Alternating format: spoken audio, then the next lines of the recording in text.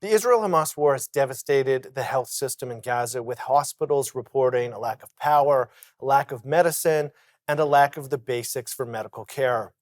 The situation has forced many doctors to improvise and rethink how they practice medicine. Active war zones, whether it be in Gaza or anywhere else in the world, present doctors with new challenges far beyond what many are even capable of thinking of. And while those conditions are nearly unbearable, those doctors continue to operate in these war zones around the world. Joining us now to discuss care during times of war is Dr. Abhishek Raut, Medical Director at Appletree Medical Group. Dr. Raut, thank you very much for joining us again on Forum Daily. Thanks so much for having me. You've worked in war-torn countries like Afghanistan. In times of war, what are the first major issues that doctors face? Well, in a chaotic environment, especially with conflict, doctors are usually confronted not just with an immediate threat of violence, but also with a complex web of challenges. We see shortage of critical medical supplies, ranging from basic antibiotics to life-saving equipment. We have to look at on-the-spot decision-making about resource allocation when we're faced with these things. So prioritizing patient care with scarce resources is a delicate balance. And really what we see is establishing safe zones for medical operations becomes a logistical puzzle. So you have coordination with various stakeholders, including military forces and humanitarian organizations.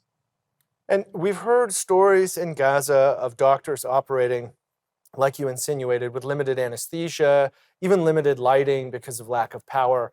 In your experience, how do doctors best improvise in situations like that? And do you have any examples from any of your previous work abroad?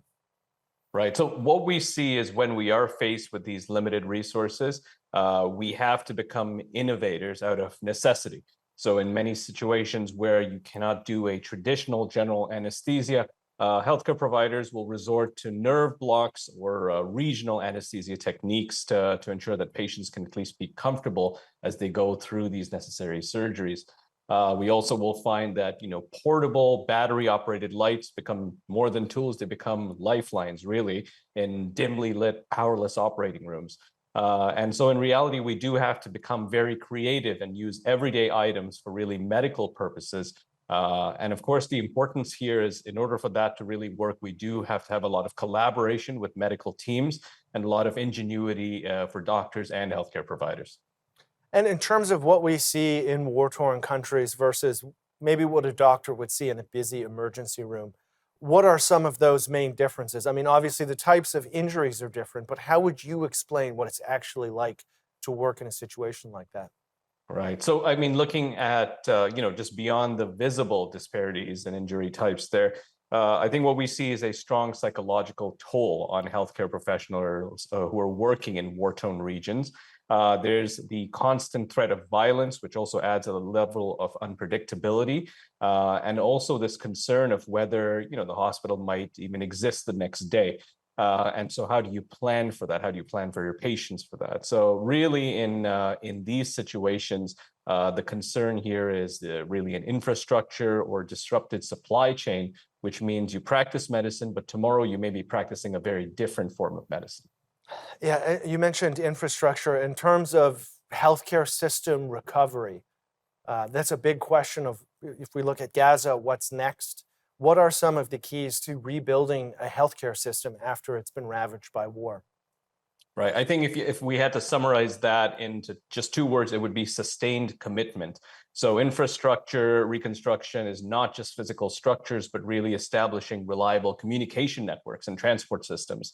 Retraining healthcare professionals is not just updating medical knowledge, but really addressing the psychological toll of practicing medicine. And ensuring a stable supply chain for medications and equipment is not just about the immediate replenishment, but really looking at the long-term strategies to make sure those things are sustainable.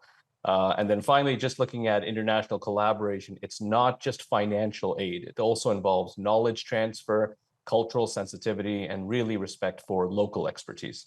We have about 40 seconds left here, but are there any good examples or case studies of healthcare systems that have been successfully restored after a war? Yeah, I mean, we've seen some in Rwanda. Post-genocide health reforms were very transformative, and the focus really on community-based care were helpful in restoring not just healthcare services, but really increasing the access. We've also seen similar examples from Bosnia. Bosnia's recovery after the Balkan War really showcases how unifying fragmented healthcare systems can make a huge difference as well. Dr. Raut, we really appreciate your time. Thank you very much for joining us on Forum Daily. Thank you so much.